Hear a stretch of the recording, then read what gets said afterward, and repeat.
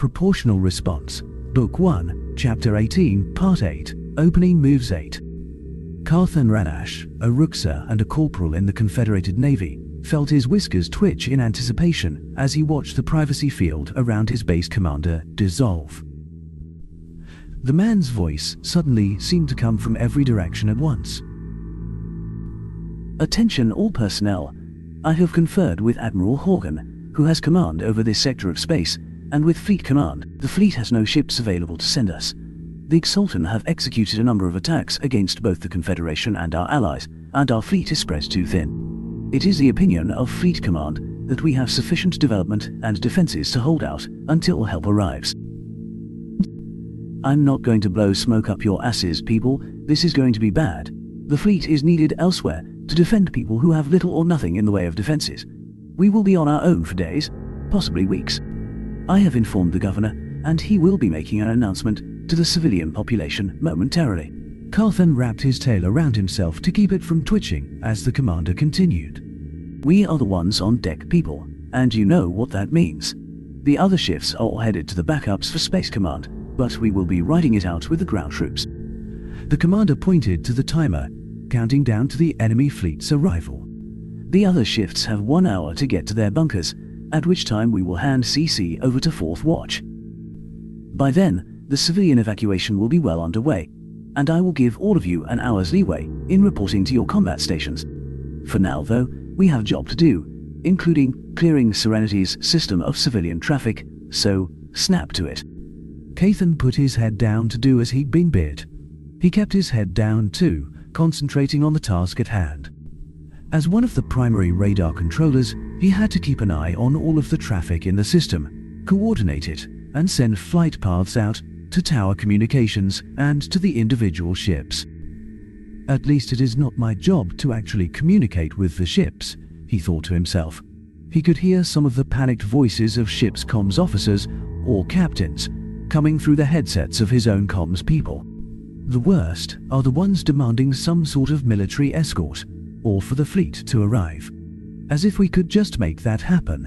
Something beeped on his radar screen, and he refocused his attention on his duty.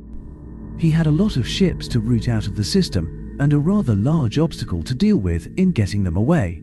Finally, the commander stood and spoke. "I have received word that 4th Watch is ready to take command 15 minutes early. I will give all of you an extra 15 minutes to check on your families, but not a minute more. We need to be ready when those ground troops arrive, and I expect each of you to do your parts.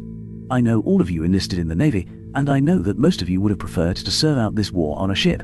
Who knows? After the fleet arrives here and knocks those damned lizards out of our sky, you may get the chance.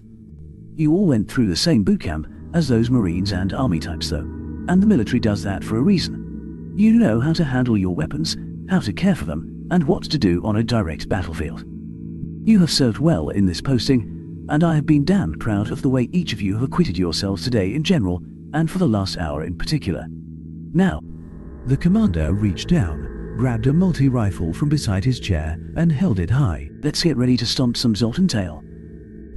A cry went up around him, and Carthan almost felt surprised to hear the cheer come from his own throat.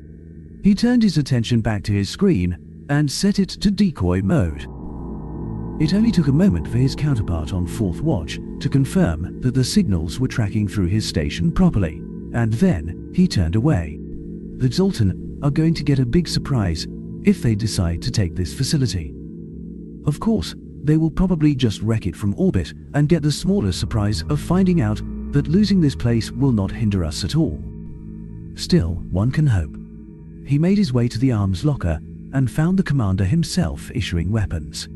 He waited in line to receive his weapon, and a strange dread began to creep up his spine.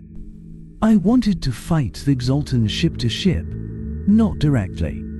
So many of my kind may prefer direct combat, but I would rather have metal and a screen between myself and those lizards. Still, I am going to get to fight them. Get a little payback for... Just then, he found himself at the front of the line, and his commander pushed a rifle into his arms. It felt heavy, heavier than it ever had on the range. Some of his thoughts must have shown on his face, because the commander raised an eyebrow at him and spoke. having second thoughts about your desire to fight the lizards, Corporal?"